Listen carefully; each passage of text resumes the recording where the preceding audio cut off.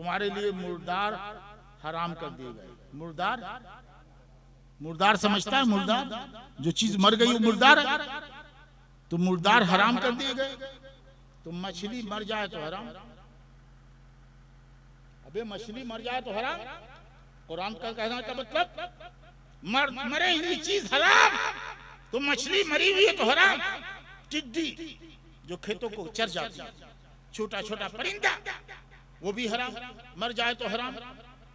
तो कुरान के कहने से तो मछली मुर्दार हो तो हराम, टिड्डी मुर्दार हो तो हराम। बोलो हराम हुए कि नहीं हुए? लेकिन नबी कहते हैं उहिल्लत लना मैततान, हमारे लिए दो मुर्दे हलाल कर दिए गए हैं। दो मुर्दे, अस्समकु वल जराद, मछली मुर्दा भी हो तो हलाल है, टिड्डी मुर्दा भी हो तो हलाल है। तो कुरान में संशोधन कर दिया कि नहीं किया? या तो खुद रसूलुल्लाह पर पोशीदा वही आई, या फिर कहा जाएगा कि नबी को इख्तियार है कि जिसे चाहे हलाल कर दे, जिसे चाहे हराम कर दे। उहिल्लत लना मैततान, कुरान तो कहता है कि हर मुर्दार हराम, मछली भी हराम, टिड्डी भी हराम। और नबी कहते हैं कि दो मुर्दार हमारे लिए हलाल कर दिए गए, अस्समकु वल जराद, मछली और टिड्डी। और कुरान ने कहा हुर्रमत अलैकुमुल मैततु वद्दम, खून भी तुम्हारे लिए हराम। खून भी, खून निकलता है कि नहीं बदन से? तो जानवर ज़बह करते हैं खून निकलता है ना, एक बहता खून है। और कलेजी जो बनती है वो भी खून ही से बनी, तिल्ली जो बनती है वो भी खून से बनी, वो भी हराम होना चाहिए। इसलिए कुरान ने खुले लफ्जों में कहा कि खून हराम है। तो खून हराम है तो तिल्ली हराम, कलेजी हराम। लेकिन नबी कहते उहिल्लत लना मैततान, हमारे लिए दो चीजें, दो मुर्दे हलाल कर दिए गए, अस्समक वल जराद, मछली और टिड्डी, व दमान, और दो खून हलाल कर दिए गए। दो खून, अल कबद वल जराद, अल कबद वत्तिहाल, हमारे लिए कलेजी जो खून से है वो हलाल कर दी गई, और तिल्ली जो खून से बनी है वो भी हलाल कर दी गई। तो मानना पड़ेगा या तो नबी पर पोशीदा वही उतरती थी, जैसा कि कुरान ने कहा औ है ना इला इब्राहीमा व इस्माइला व याकूबा व इसहाक, हमने ऐ नबी तुम्हारी तरफ वही की जो वही हमने इस्माइल की तरफ की, इसहाक की तरफ की, याकूब की तरफ थी। इस्माइल और इसहाक पर जिब्राइल वही लेकर के नहीं आए थे, वो पोशीदा वही थी। तो मालूम हुआ कि या तो पोशीदा वही से मेरे नबी ने हलाल किया, या फिर नबी को इख्तियार है कि जिसे चाहे हलाल कर दे, जिसे चाहे हराम कर दे। अच्छा ये बताओ कि जब मुर्दार हराम है, मुर्दार ना क्या कहा कुरान ने, क्या हराम है? मुर्दा हराम है, मुर्दा हराम है। तो जो जिंदा है वो तो जायज होना चाहिए ना।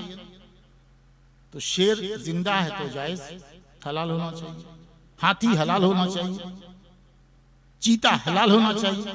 मुर्दार में हराम है तो गैर मुर्दार तो हलाल है। इसी तरह परिंदा जो नोच के खाता है, चील, कौवा, ये सब हराम होना चाहिए। लेकिन नबी ने फरमाया कुल्लो ज़ीनाबिन, कुल्लो ज़ी मखलबिन मिन अत्तैर व ज़ीनाबिन मिन अस्सबा फहुव हराम। हर परिंदा जो नोच के खाता है वो हराम है, और जो जानवर नोच के खाता है वो हराम है। तो कुरान ने तो हलाल कर दिया और नबी ने कहा कि नहीं ये हराम है। तो पता चला या तो अल्लाह के रसूल पर पोशीदा वही उतरती थी जो जिब्राइल के अलावा उतरती थी, या फिर नबी को ये इख्तियार है कि जिसे चाहे हलाल कर दे और जिसे चाहे हराम कर दे। इमरान बिन हसीन हदीसें बयान कर रहे थे, तो जब हदीसें बयान कर रहे थे तो एक शख्स आए, उन्होंने कहा कि आप हदीस रसूल बयान कर रहे हैं, कुरान क्यों नहीं बयान करते? तो उन्होंने कहा कि अगर कुरान सिर्फ पढ़ोगे, कुरान सिर्फ पढ़ोगे तो नमाज के मसाइल नहीं जान सकोगे। कुरान ने नमाज के मसाइल ही नहीं बताए, सिर्फ कहा नमाज पढ़ो, सिर्फ कहा रोजा रखो, सिर्फ कहा ज़कात दो, सिर्फ कहा हज करो, लेकिन जितने अरकान हैं, वाजिबात हैं, तरीका है, वो सब मेरे नबी ने बताया। कुरान समझ ही में नहीं आएगा, न नमाज समझ में आएगी, न रोजा, न ज़कात, न हज। ये बताओ कि आजान देते हो कि नहीं देते हो? उसका जिक्र कहीं है कुरान में? कुरान में आजान का जिक्र नहीं। ईद की नमाज पढ़ते हो, बकरीद की नमाज पढ़ते हो, उसका भी जिक्र नहीं। खुतबा देते हो, उसका भी जिक्र नहीं है। 17 महीना मेरे नबी ने बैतुल मक़दिस की तरफ मदीना में नमाज पढ़ी, वो भी कुरान में कहीं जिक्र नहीं। पहले तो पता चला कि नबी पर पोशीदा वही उतरती थी, जिब्राइल के अलावा। हजरत अब्दुल्ला इब्न मसूद, बोलो अबे बोल, अब्दुल्ला इब्न, ये अजल्ले सहाबा, इन्हें ये फख्र नहीं था कि मैं अजल्ले सहाबा, बल्कि इन्हें फख्र ये था कि हुजूर की जूतियां उठाता था, इसलिए वो कहलाते हैं साहिबे नालैन रसूल। साहिबे यानी नबी की जूती उठाने वाले, इस पर फख्र था उनको कि साहिबे नालैन रसूल है। जो सर पर रखने को मिल जाए नाले पाक हुजूर, तो फिर कहेंगे कि ताजदार रब्बी है। तो फख्र ये नहीं था कि मैं अजल्ले सहाबा में हूं, फख्र ये था कि हुजूर की जूतियां उठाने का मुझे शर्फ हासिल है। हजरत इमाम आजम अबू हनीफा, जिनको हम लोग मानते हैं, उनकी फिक्र पर चलते हैं, ज्यादातर उन्होंने हदीस अब्दुल्ला इब्न मसूद से, अब्दुल्ला इब्न मसूद हदीसें बयान कर रहे थे, हदीसें बयान कर रहे थे। बाल जानते हैं? बाल तो बाल में झूठे बाल यानी मसनूई बाल जोड़ करके, अल वासिलात वल मुस्तौसिलात, बाल में मसनूई बाल जोड़ना या ऐसी गुदना लगाना। अब्दुल्ला इब्न मसूद ने कहा कि इन पर अल्लाह ने लानत भेजी है। नबी ने फरमाया कि अल्लाह ने लानत भेजी है। तो एक शख्स ने कहा कि आप, एक औरत ने कहा कि आप ये हदीस बयान कर रहे हैं, ये तो कुरान में कहीं नहीं है। तो बाल में मसनूई बाल लगाया जाए तो हराम, बाल में बाल जोड़े जाए तो हराम, या गुदना कराया जाए तो हराम, ये तो कुरान में कहीं नहीं है। तो हजरत अब्दुल्ला इब्न मसूद ने कहा, सुनिए, उन्होंने कहा माँ कराती, तूने कुरान पढ़ा ही नहीं है, तूने कुरान, तू कहती है कि कुरान में नहीं है, माँ कराती, तूने कुरान पढ़ा ही नहीं। इन कराती है, अगर तू कुरान पढ़ती फवजती है तो कुरान में पाती कि अल्लाह ने फरमाया है माँ अताकुमुर रसूल फखुज़ूहु व मा नहाकुम अन्हु फंतहू। रसूलुल्लाह जो लाए हैं उसे मजबूती से थामो, और रसूलुल्लाह ने जिससे रोका उससे रुक जाओ। तो जब उसने कहा कुरान में ही नहीं है जो आप बयान कर रहे हैं, तो कहा माँ कराती, तूने कुरान पढ़ा ही नहीं है। इन कराती है, अगर तू कुरान पढ़ती फवजती है, बस उसमें कुरान की याद आती कि माँ अताकुमुर रसूल फखुज़ूहु व मा नहाकुम अन्हु फंतहू। रसूल जो लाए हैं उसे मजबूती से थाम लो, और रसूल ने जिससे रोका है उससे रुक जाओ। बात समझ में आ रही है? अरे समझ में आई? सुन्नत रसूल की अहमियत समझ में आई? पूरी तकरीर मैंने सुन्नत रसूल पर की है, और मैं अपने मौजू पर बोल रहा हूँ। हजरत अब्दुल्ला इब्न उमर बड़े आशिक रसूल थे। मक्का से मदीना आते, मदीना से मक्का आते, तो लोगों से पूछते रसूलुल्लाह ने कहाँ नमाज पढ़ी, तो लोग बताते कि रसूलुल्लाह ने यहाँ नमाज पढ़ी। नमाज कहीं भी पढ़ लो अदा हो जाएगी, लेकिन लोग बताते कि रसूलुल्लाह ने यहाँ नमाज पढ़ी है, तो वही नमाज पढ़ते ताकि नमाज भी अदा हो और मोहब्बत का खराज भी अदा हो, वही नमाज पढ़ते, नबी की अदा छूटने ना पाए। एक शख्स ने बता दिया कि मेरे नबी गुजरे थे इस बबूल के कांटेदार दरख्त से।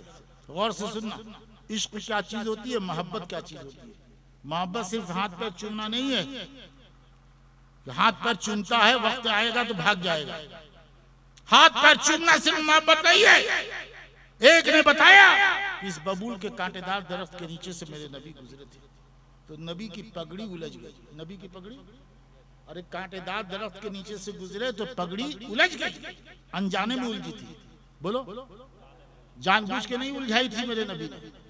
अब्दुल्ला इब्न मसूद से जब किसी ने बयान किया तो अब्दुल्ला इब्न उमर का इश्क रसूल देखो, वो उस दरख्त के नीचे से गुजरे, इधर उधर से नहीं गई, उसी दरख्त के नीचे से गुजरे। नबी की पगड़ी तो अनजाने में उलझी थी, इन्होंने जानबूझ के उलझा दी, इन्होंने, ताकि नबी की ये अदा भी ना छूटने पाए। नबी की ये अदा है कि नबी की पगड़ी उलझी थी, जाने में उलझी हो या अनजाने में, लेकिन पगड़ी उलझी थी। इन्होंने जानबूझ के उलझा दी कि नबी की अदा छूटने ना पाए, और उलझाने के बाद चंद कदम आगे बढ़ गए, क्योंकि लोगों ने बताया था कि नबी आगे गए थे। फिर ख्याल आया पगड़ी उलझ गई है, तो वापस पलटे थे, पगड़ी छुड़ाई थी। ये भी आगे बढ़ गए, फिर लौटे, पगड़ी छुड़ाई, तब आगे बढ़े, ताकि नबी की अदा छूट ना पाए। बात समझ में आ रही? जब तू सवारी पर सवार होता है तो क्या पढ़ता है? दुआ। अरे सवारी पर बैठता है मोटरसाइकिल पर, तो दुआ क्या पढ़ता है? मारे डंडा तुम लोगों को, सिर्फ हु अल्लाह करता है। क्या दुआ पढ़ता है? नबी ने दुआ बताई, तेरी जुबान पढ़ ले तो जुबान की मिराज है, जरिए नजात से बख्शिश का सामान। इस्तिंजा जाता है तो दुआ पढ़ता है, लेट्रिन के लिए जाता है तो जब निकलता है दुआ पढ़ता है, खाना शुरू करता है दुआ पढ़ता है, खाने के बाद दुआ पढ़ता है, कपड़ा पहनता है दुआ पढ़ता है। कुछ नहीं, जाहिल गंवार बस आ गया हु हल्ला करने, कुछ नहीं मालूम। नबी ने बताया कि जब सवारी पर सवार हो तो पढ़ो सुभान अल्लज़ी सख्खरा लना हाज़ा व मा कुन्ना लहू मुक़रिनीन व इन्ना इला रब्बिना लमुनक़लिबून। बात समझ में आई? हैं? जब रेल का इंजन बन के आया, हवाई जहाज बन के आया, तो हिंदुस्तान के रहने वाले कुछ लोगों ने उसमें सिंदूर लगाया, पूजा की सिंदूर लगाया। लेकिन मुसलमान हवाई जहाज या इंजन की पूजा नहीं करता, बल्कि जाके बैठता है और कहता है सुभान अल्लज़ी सख्खरा लना हाज़ा, ऐ परवरदिगार तेरी ही लिए तारीफ है और खूबियां हैं, बाकी है कि तूने इस अजीम सवारी को हमारे ताबे कर दिया। नबी ने यही दुआ बताई, सुभान अल्लज़ी, पाक है वो रब जिसने इस अजीम सवारी को, हवाई जहाज को, रेलगाड़ी को, सरकश घोड़े को हमारे ताबे कर दिया है। वमा कुन्ना लहू मुक़रिनीन, और हमारे बस में ना था कि हम इसे काबू में करते। व इन्ना इला रब्बिना लमुनक़लिबून, और बेशक हमें अपने रब की तरफ लौट के जाना है। ये दुआ पढ़िए तो इंशाअल्लाह ताला सफर करेंगे तो आपके सफर में अल्लाह की हिफाजत आपके शामिल हाल होगी। दुआ पढ़ा कीजिए। इस्तिंजा करने जाते हैं तो शैतान देख के आपको हंसता है, कहे लगाता है, लेकिन जब आप दुआ पढ़ेंगे इस्तिंजा में, खाने में जाने की, तो वो दुआ शैतान से आड़ बन जाती है। शैतान से आड़ समझते हैं ना, जैसे दीवार की आड़ होती है, पर्दे की आड़ होती है, पर्दा कर लिया, तो दुआएं ये शैतान से आड़ बन जाती है। शैतान नहीं देख पाता आपको, आप किस हाल में बैठे। तो दुआ पढ़नी चाहिए, इस्तिंजा की दुआ, इस्तिंजा से निकलने की दुआ, खाना खाने की दुआ, खाना खाने के बाद की दुआ, कपड़ा पहनने की दुआ, आईना देखने की दुआ, सब रसूलुल्लाह ने बताई। अब्दुल्लाह इब्न उमर तो सुभान अल्लज़ी सख्खरा हाज़ा व मा कुन्ना लहू मुक़रिनीन व इन्ना इला रब्बिना लमुनक़लिबून, ये दुआ हजरत अली ने, हजरत अली को जानते हैं? अरे मुहर्रम में अली अली करता है, जानता कि नहीं? बोल या हुसैन, जोर से बोल या हुसैन, या हुसैन, या हुसैन, या हुसैन, या हुसैन, या हुसैन। उनके अब्बा को जानता है? उनके अब्बा का नाम था हजरत अली। हजरत अली ने ये दुआ सवारी पर सवार होने वाली बताई और हंसने लगे। क्या किया बोलो? हंसने लगे। तो दुआ बताने के बाद हंसना एक ताज्जुब की बात है ना, कि मैं दुआ बताऊं और हंसने लगूं। तो लोग पूछेंगे क्यों हंसे? तो लोगों ने पूछा ऐ हजरत अली, आप दुआ बताने के बाद हंस रहे हैं?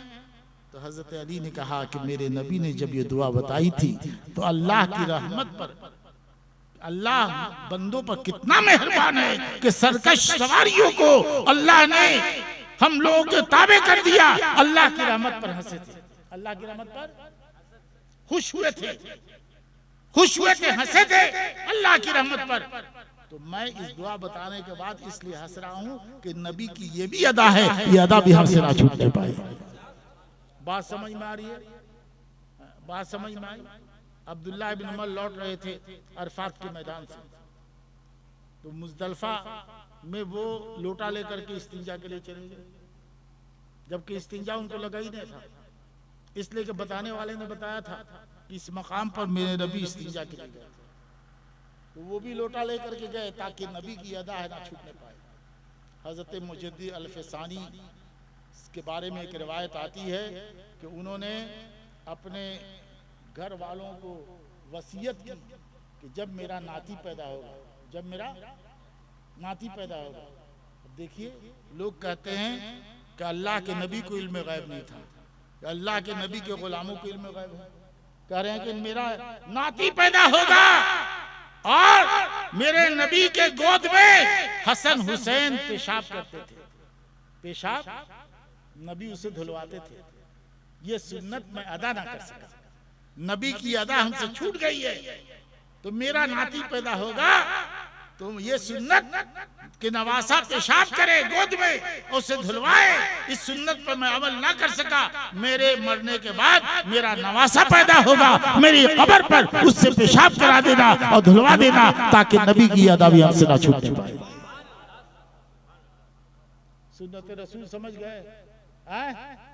सुन्नत रसूल अल्लाह की बात है, मा यंतकु अनिल हवा इन हुवा इल्ला वही। नबी जो कहते हैं वो फरमाने इलाही होता है। हजरत गौस पाक को जानते हो? अरे गौस पाक को जानते हो? तो गौस पाक पीरों के पीर हैं, पीर दस्तगीर हैं, और गौस आजम पर मुझसे अच्छा बोलने वाला शायद ही को बहुत कम होंगे जो गौस आजम पर मेरा अच्छा मुताला है। सरकार गौस पाक पीराने पीर, पीर दस्तगीर, अल्लाह का हुक्म हुआ, ऐ अब्दुल कादिर कह दो तुम्हारा कदम तमाम वलियों के गर्दन पर है।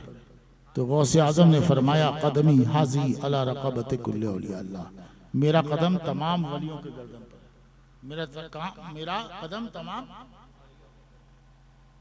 गौस आजम ने कहा मेरा कदम तमाम वलियों की गर्दन पर है। दुनिया में जितने वली थे, कहना गौस पाक का काम था और तमाम वलियों तक बात पहुंचाना अल्लाह का काम था।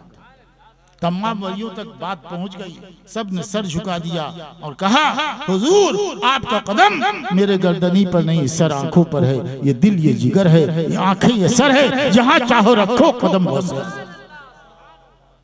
बात समझ में आ रही है? अरे समझ में आ रही है? समझ में बात आ रही है? बोलो सुभान अल्लाह, बोलो सुभान अल्लाह। उन्हीं गौस आजम के बेटे हैं अमजद शरीफ। अमजद शरीफ में जो बाबा हैं अनजान शहीद नहीं है, गौस आजम के बेटे 12वीं पुश्ती।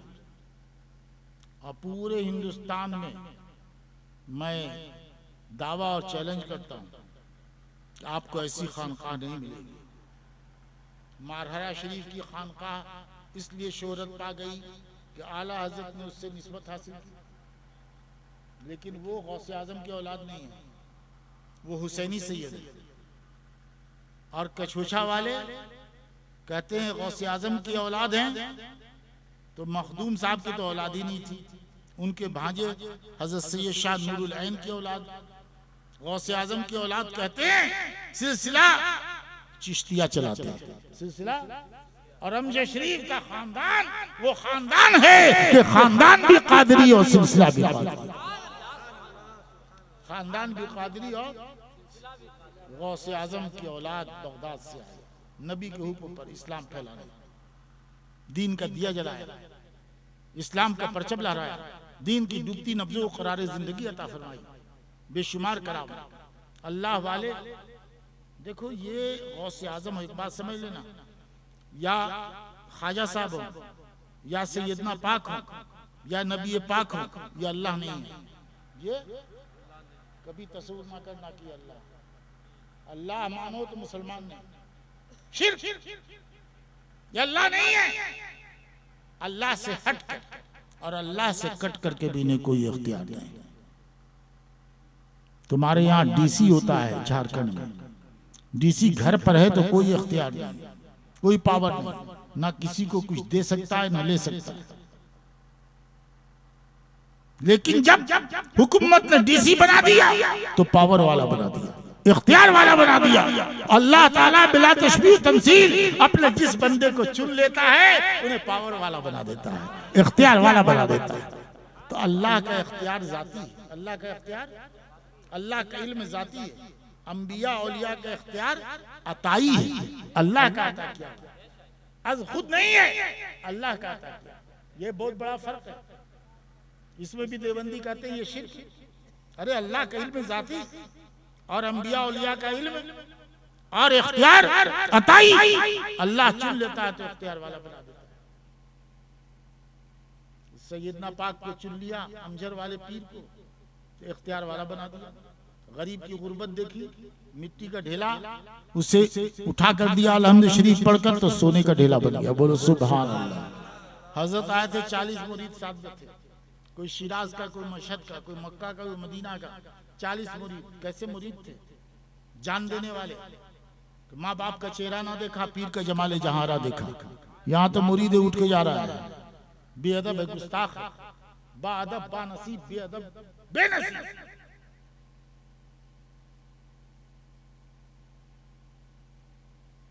चालीस मुरीद चले आए ख्वाजा के साथ अजमेर, और 40 मुरीद चले आए सैयदना पाक के साथ अमजद शरीफ। वो 40 मुरीद आए, जंगल झाड़, खाने को कुछ भी नहीं। कहा सरकार खाने को कुछ भी नहीं है। हजरत ने निगाह उठाई तो 2 माह की बछिया चल रही थी, 2 माह का गाय का बच्चा। हजरत ने कहा दूध लो। सादिक नाम का चरवाहा जो हजरत की करामत से मुसलमान हो गया था, हजरत के सामने अजदहा जब कलमा पढ़ने लगा तो वो मुसलमान हो गया। उसने कहा सरकार ये तो 2 माह का बच्चा है। हजरत ने कहा दूहो।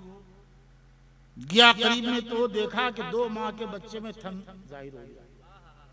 दूहा तो इतना दूध निकला कि 40 के 40 मुरीद ने पेट भर के पिया सैराब हो गए। बोल सुभान अल्लाह, आजो से बोल सुभान अल्लाह, आजो से बोल सुभान अल्लाह, आजो से बोल सुभान अल्लाह। हाथों में छड़ी थी, गौसे आजम की हुक्म था गाड़ देना, जहां पत्ते निकल आए वहीं ठहर जाना। अमजद शरीफ में गाड़ा तो वो हरी भरी हो गई। और पूरे हिंदुस्तान में तलाश कर लीजिए वैसा दरख्त नहीं मिलेगा जो अमजद शरीफ के दरगाह में। ये जिंदा करामत है। सूखी लकड़ी हरी भरी हो गई। सोन नदी बहती थी अमजद शरीफ से। हजरत आए, हुक्म दिया कब मैं यहाँ आ गया हूँ, तेरा क्या काम है, तो रुख बदल ले। तो उसने 20 किलोमीटर आगे दाऊद नगर से रुख बदल दिया और उत्तर सिमत हो गई। हाजी खान, जामी खान घोड़े लेके जा रहे थे, उनकी गफलतों से मर गया। रोए गिड़गिड़ाए, हजरत ने दुआ कर दी, मुर्दा घोड़ा जिंदा हो गया। बात समझ में आ रही है? बात समझ में आ रही है? हजरत सैयदना पाक तकरीर कर रहे थे। तकरीर करते करते हजरत ने हाथ बढ़ाया तो आस्तीन सूखी थी, हाथ लौटाया तो आस्तीन भीग गई। मुरीदीन हैरत में कि आस्तीन कैसे भीग गई, लेकिन हिम्मत ना थी कि पीर से पूछे। थोड़ी देर में उस्मान खां, मियाँ खां आए। उन्होंने मुरीदीन से बताया कि हम लोग जब पहुंचे पुनपुन नदी के पास तो उसमें बाढ़ और सैलाब था। हमने अपने फौजियों को पार करा दिया। जब हम लोग कश्ती पर बैठे तो भंवर में फंस गई कश्ती, अब डूबी तब डूबी। हमने पुकारा मेरे पीर मदद कीजिए। अचानक एक हाथ बढ़ा, कश्ती पकड़ के किनारे से लगा दिया। अब लोगों ने समझा वो सैयदना का हाथ था। हाथ बढ़ाया था तो आस्तीन सूखी थी, और हाथ नदी में दाखिल करके कश्ती किनारे की तो हाथ भीग गया।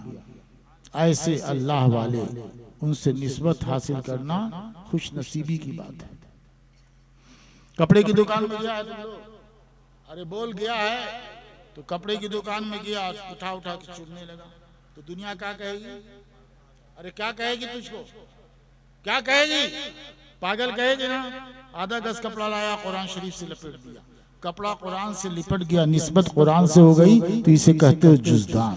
कुरान पढ़ने के लिए उठाते हो, पहले जुज़दान चुनते हो, वही कपड़ा दुकान में था तो चूमते ना थे, और कपड़े ने कुरान से निस्बत हासिल की तो कपड़ा भी इज्जत वाला हो गया, अजमत वाला हो गया, कपड़े की तकदीर समझ गई। कपड़ा निस्बत पाए कुरान से तो कपड़े की तकदीर समझ जाए, तुम्हारी निस्बत रूहानी सरकार गौस पाक से हो जाए तो बिगड़ी तकदीर बने बिगड़ा मुकद्दर समझ जाए। निगाह वली में ये तासीर देखी, बदलती हजारों की तकदीर देखी। जूता पहनता है तुम लोग, अरे जूता पहनता है 500 का भी आता है, 1000 का भी। जूता 50,000 का ब्रांडेड कंपनी का भी आता है। 50,000 का कीमती जूता कोई तुम्हारे सर पर रख दे, 50,000 का जूता कीमती है, तुम्हारे सर पर रख दे तो भी झगड़ा हो जाएगा। होगा कि नहीं झगड़ा? झगड़ा हो जाएगा, लड़ाई हो जाएगी। लेकिन कसम खुदा की नसीब जाग जाए, किस्मत बेदार हो जाए और तुम्हें तुम्हारे नबी पाक सल्लल्लाहु अलैहि वसल्लम का फटा पुराना जूता मिल जाए। फटा पुराना जूता है लेकिन नबी के कदमों से निस्बत हासिल कर ली है, फटा पुराना है, नसीब जाग गया, किस्मत बेदार हो गई, फटा पुराना जूता भी मिल गया तो सर का ताज है, जिंदगी की मेराज है। जो सर पर रखने को मिल जाए ना ले पाक हुजूर तो फिर कहेंगे ये ताजदार है। बात समझ में आई? अभी मुशायरा जारी रहेगा, इसलिए कि जलसा चलना है 4 बजे तक, यही शायद फैसला है। इसलिए अब आप लोग ये पगड़ी थाम लीजिए, पगड़ी थमाओ, और जलसा खत्म नहीं होगा, है ना? अब देखिए मैं बूढ़ा हो गया हूँ, बूढ़ा हो गया हूँ हैं? अब तबीयत भी खराब रहती है, ब्लड प्रेशर भी है, शुगर भी है, लिहाजा ज्यादा रात तक जगाना आपकी मोहब्बत के खिलाफ है। पकड़ लीजिए इसे, औरतों को भी पकड़ा दोगे, खड़े होकर पकड़ लीजिए, खड़े होकर। आप शोराए कराम तशरीफ रखेंगे, अभी नात खानी का सिलसिला जारी रहेगा, बस 6-7 मिनट आप थोड़ा सब्र कीजिए।